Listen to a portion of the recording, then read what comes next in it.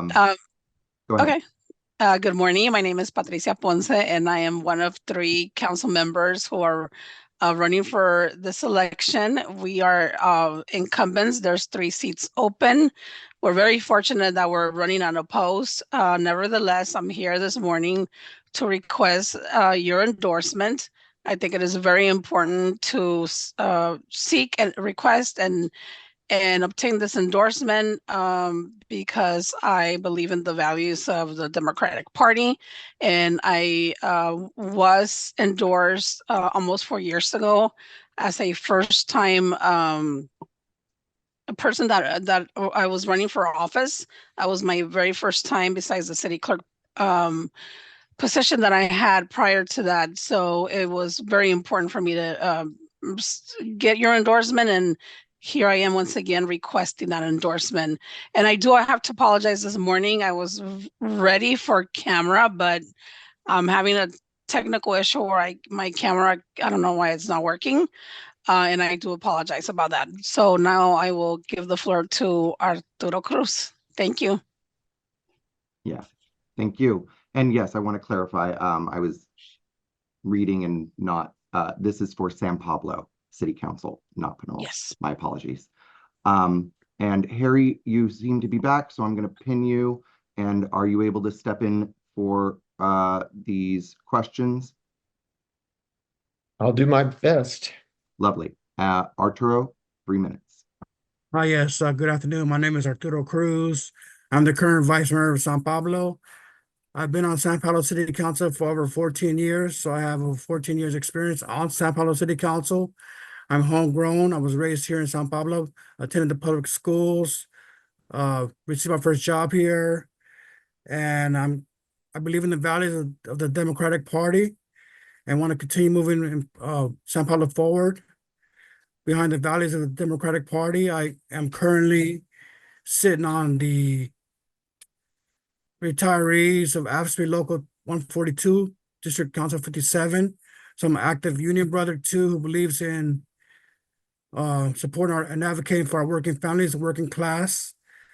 And my platform issues are public safety, economic development, youth development, senior services, and affordable housing. My slogan is leading change now. I truly believe in that slogan.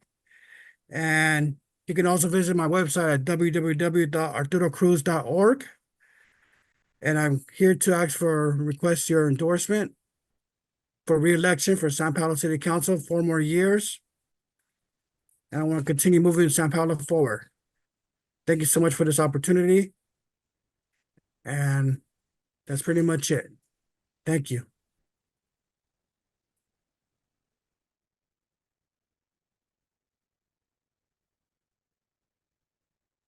I'm seeing Harry. Okay, thank you very much, Patricia. All right, so I'm going to begin asking questions. You'll have 2 minutes each. I hope someone else is taking time. First question, how do you envision implementing these initiatives? The reimagining public safety initiatives have expanded public safety beyond traditional policing models. How do you envision implementing these initiatives in San Pablo, and what outcomes do you hope to achieve? What specific measures do you propose to improve public safety, and how do you plan to address concerns related to crime and police-community relations? Arturo, you can start. Yes, I want to continue investing into technology to keep my city safe and community safe. I support the local new police headquarters and training center. And I believe that all law-abiding citizens support the police department. And our officers have been retrained for mental health crisis calls. And I truly believe that, and I wish that across the board, United States, all our officers would have been trained, just like our officers here in San Pablo.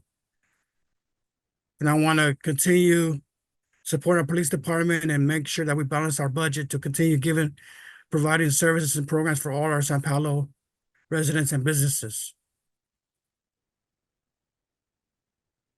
Thank you.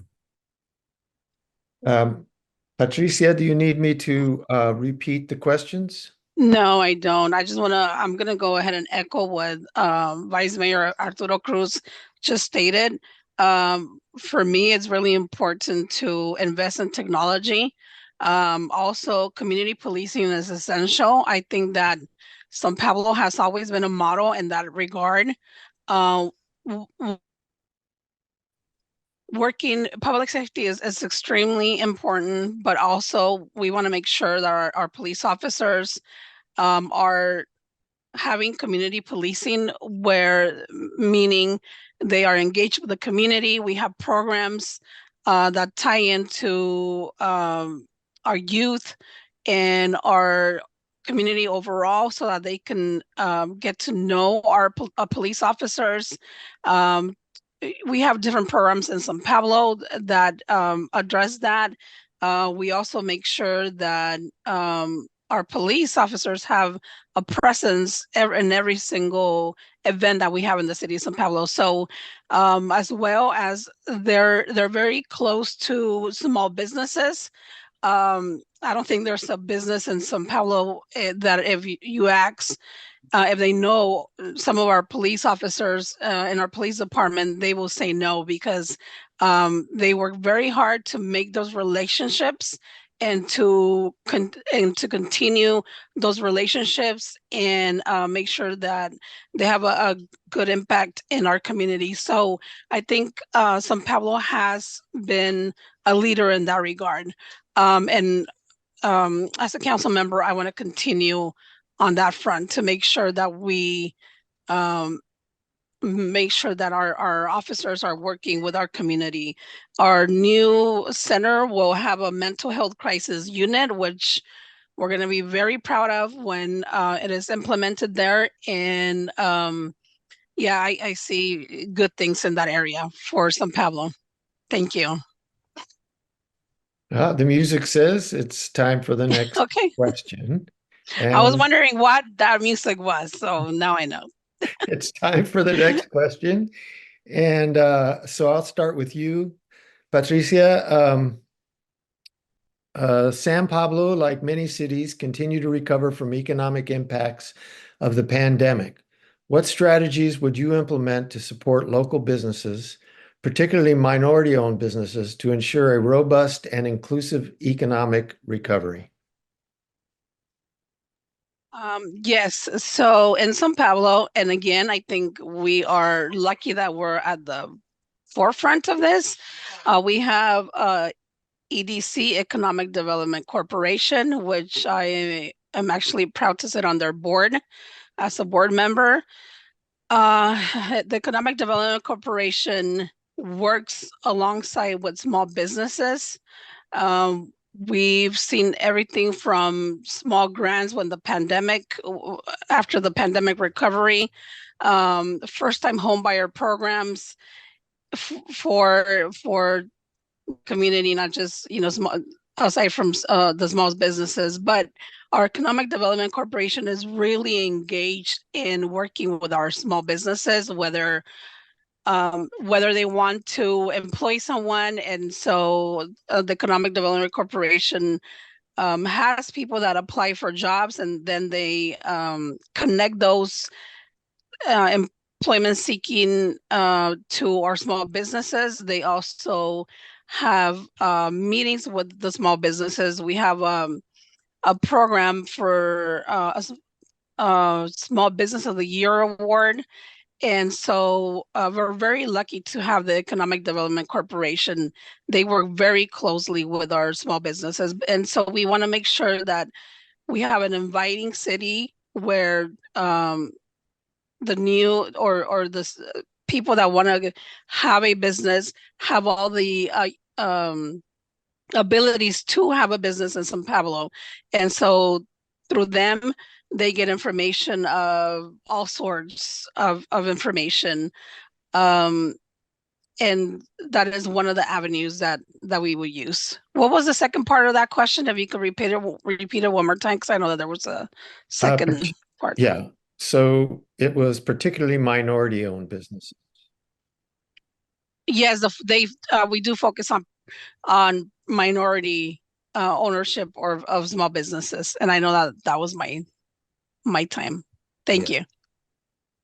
you. You're up next, Arturo. Do you need me to repeat the question or you want to carry on? I'll carry on, sir. Thank you. So first of all, también we have small business grants here that we provide up to $10,000 for small businesses to qualify for. And we want to make sure that we help continue our small businesses, help supporting them by offering these business grants, especially getting them through the pandemic, which we did, and post-pandemic, and also supporting our mayor said, keep supporting our business watch program with the police department to address any issues or concerns that our businesses may have. And also, I want to continue having my own personal discussion with my small businesses to address any questions or concerns that they may have. And also shop locally first. For instance, right now, 5 minutes ago, I went to a local furniture shop to shop there first before I go to any other outside business. I want to make sure that our businesses here are supported. And I told Max, the owner, that he lives right across the new affordable housing project that we have, that once that project is completed, that hopefully his business will get a lot of new customers. So I want to continue doing that and support our local businesses first. And that's pretty much it. And when it comes to the, I think you said, what was the other question about the diversity of businesses? Like say our street vendors right now, we're working on a policy to help them establish themselves and do things the correct way, the legal way, and also help them pursue their dream of maybe opening a restaurant one day from a little cart that they're selling food from. We want to make sure that we support them. I think there's a state law that actually says that each city should be supporting these street vendors. Thank you. Thank you very much. All right, we'll begin. You'll get the next question. You'll begin the next round.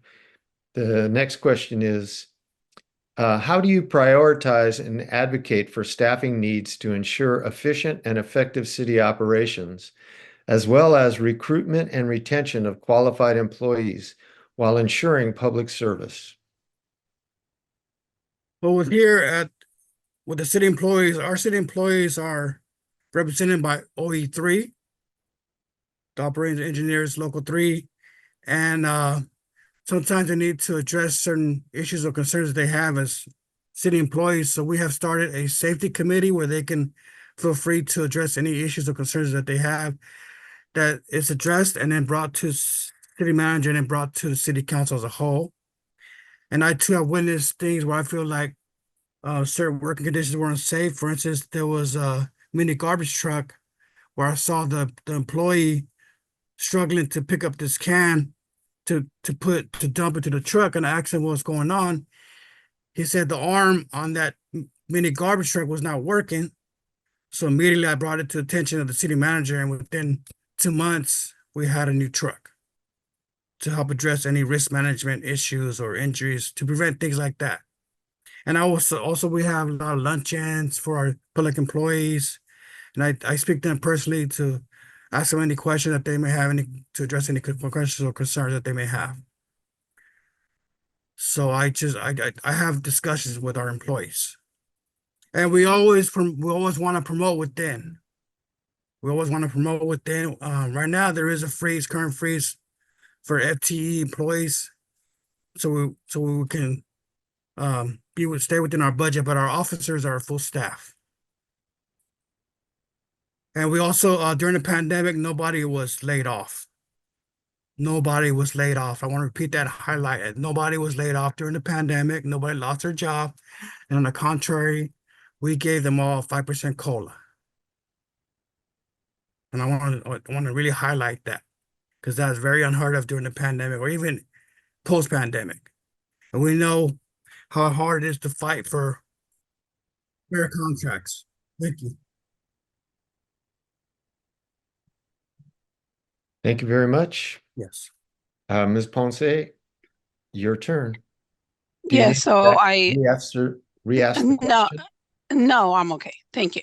So I will echo what Vice Mayor Arturo Cruz just stated. And aside from that, we know that it is very hard to bring on board qualified employees and retaining them. We know that a lot of cities have high turnovers. In San Pablo, we are actually lucky that we don't have high turnover. We do make sure that the city employees know that there's an open door policy, whether it is to speak to upper management, to council members directly. Um, we are always asking questions and making sure that they know that they are supported by us. Like Vice Mayor Cruz said, the last time there was 0 layoffs, and that was hard because we had to sit down and focus how we were going to be able to do that budget wise so that there will be no layoffs. We did do a hiring freeze, but we're very proud that we had 0 layoffs. We also need to make sure that the employees are having a life work balance, because even though there was a no hiring freeze, we made it very important to make sure that they were not overworked, and that if that was the case, they were able to know that they could come forward and talk to upper management, and even to us about work overload. So um, we have focus on retaining employees. Um, if you know San Pablo, you know that there has been, or there continues to be, employees that have been there for years, in our finance department, community development, public works, and all the departments. Thank you. Thank you very much. Next question. Harry, sorry, can I add one more thing for us too? Also too, sir, we're dealing with a lot of homeless within our creek beds and whatnot. So our public works has to go in there and clean those encampments, and it's very dangerous for so many reasons, from feces to drug paraphernalia, et cetera, et cetera. So we also gave our employees, public works, uh, the option to take a training to get a certificate to get hazard pay. And that hazard pay is an extra $100 a month for them, sir. So I want to include that too for the mayor and I. All right. Thank you. Since we're not fighting for time, it's fine. But next is Patricia. The next question is, what strategies will you employ to address the challenges faced by our unhoused population, and how do you plan to collaborate with local organizations to provide effective solutions to address their needs and reduce the unhoused population? Yeah, that's it takes a lot of work, but it can be done. I just want to give you an example of, and correct me if I'm wrong, Arturo, I think it was about a month ago, and this was years ago when the city partnered with our county, and we just opened and this is where I need you to correct me if I'm wrong, 145 units for people that are unhoused. Yeah. And so that is a unique project that stems from partnerships with the county, John Joya and county. And it was a proud moment for San Pablo, and it is a great model to see, and one where I wish that we could work towards continuing project like that, but doing things like that seem impossible, but ultimately bringing the right people in to collaborate uh, can be viable, and projects like that can be implemented. So that's one of the recent things that we've done here in the city of San Pablo, as well as partner with different organizations. where we have a task force that goes in. I want to say it is 3 times a week now, where they visit encampments. And this is our police officers doing this line of work, which is even more important because it is a police officer engaging with the on-house population and just providing them different services of how to find information. Oh, sorry. Thank you. Thank you very much. Arturo, do you need me to repeat the question or No, it's sir. turn? No, sir. Yes, I want to echo what our mayor said. We currently work with SOS and our core team here in San Pablo. And we just, like she said, we just opened the Upper Tail Place, which is a studio for single individuals where they have access to the job force, training. It's a studio. It's also pet friendly too. And they have a lot of resources there to help them get back on their feet from substance abuse to other issues that they may be dealing with. Um, and also too, I would like to see something like that, but for homeless families in the future. And we did the partnership with Contra Costa County. And we also have the Warm Hand Project at our local library, which is on Wednesdays and Thursdays. Uh, Homeless individuals can come in and get resources to assist them. And I've been a part of the movement with the homeless outreach also on a personal experience. I've been trying to help individuals get housing. So whatever I can do to give them resources, we also do that too. So we're out there in the trenches. We're not just sitting in offices or at the kiosks every day. We're out there in the trenches, making sure that all our residents are represented and that we support all of our residents here in San Pablo. And we want to hopefully put more money into get increase our budget to hopefully have more resources for unhoused individuals. And I know the state of California, the governor just made a law that he wants all these encampments dissolved and whatnot, but he didn't give us the plan to where to house these individuals. So we want to come up with the plan to help individuals be housed. Really like that music. Yeah. It sounds like you're getting an award. Yeah. Hopefully both of us after this experience. Thank you. All right, this is the final question before your summarization. And you can take this the lead on this, Arturo.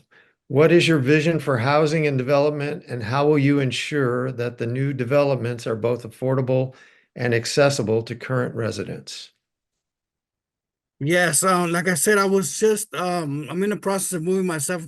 I'm a first time homeowner buyer, and I see that our program needs to be improved in so many ways, and I want to address that later on down the road with my fellow council members and city staff, that we need to maybe move some money around to help individuals, or whatever we can do legally, maybe lower the guidelines, because we need to address this issue about how to qualify for first-time buyers programs.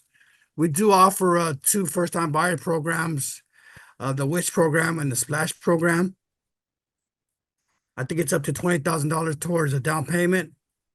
Like I said, there's final costs and other expenses that when you purchase a home, inspections and all that, we need to, now that I know that I'm getting this experience, I need to know, now I can bring it to council to make sure that we help with grants wherever we can, and also help building ADUs, since we got to meet the RENA numbers now.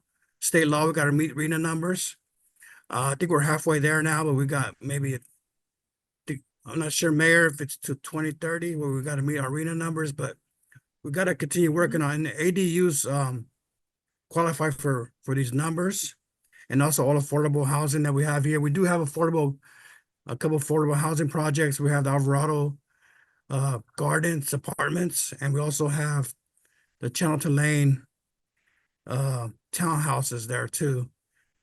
So we need to work with developers. I was told that when it comes to developers and affordable housing, that they make the decision of how many units can be affordable within their development. But if we can help, you know, push the envelope to help have more affordable units, I would definitely support that. I mean, if you have 50 units there, it should be more than one that's affordable.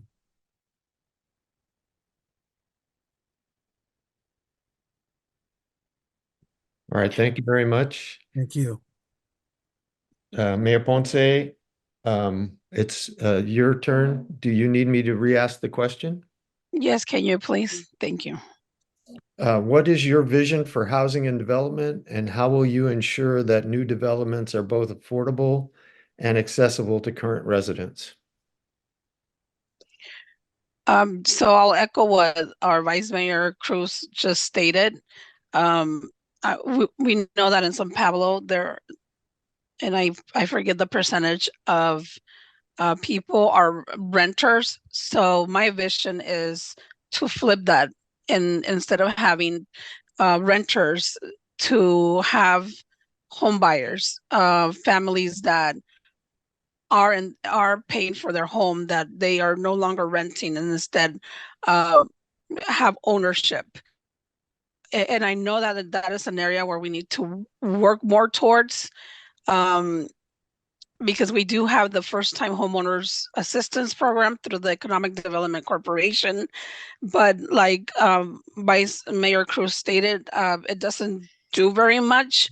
It is a tool that we have available, but maybe finding opportunities where we can partner with other agencies in that regard, it will be good for our community.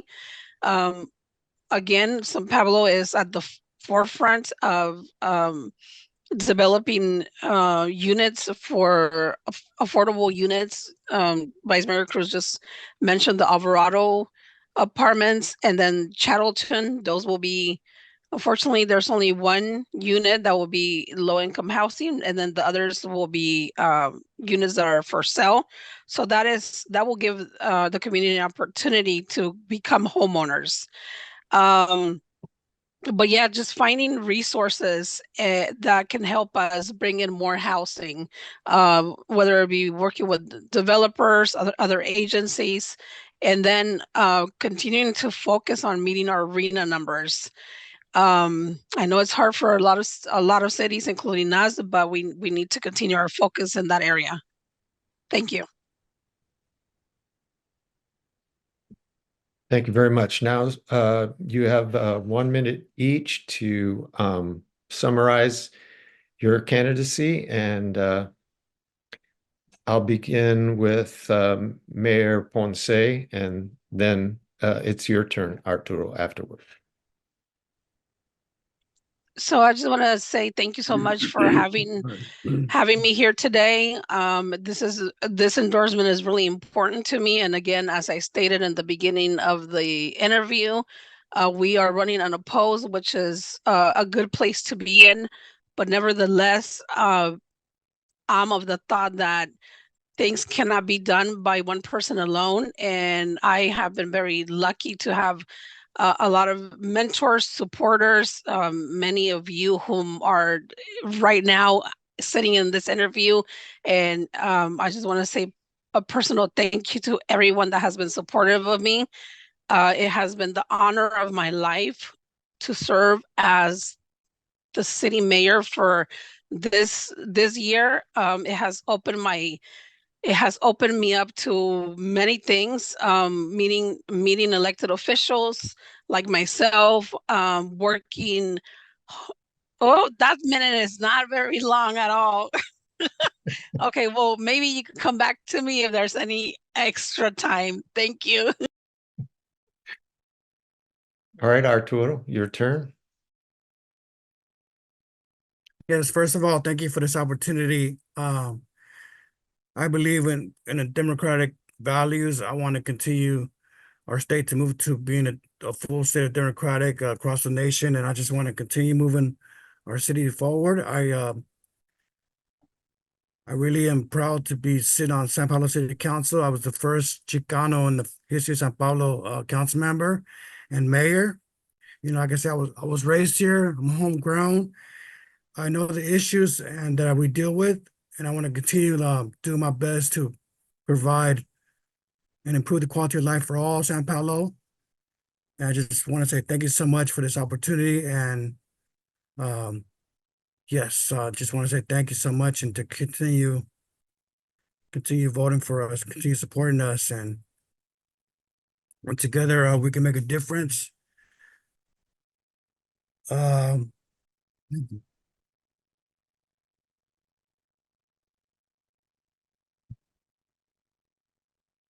All right, that ends this portion of the interviews.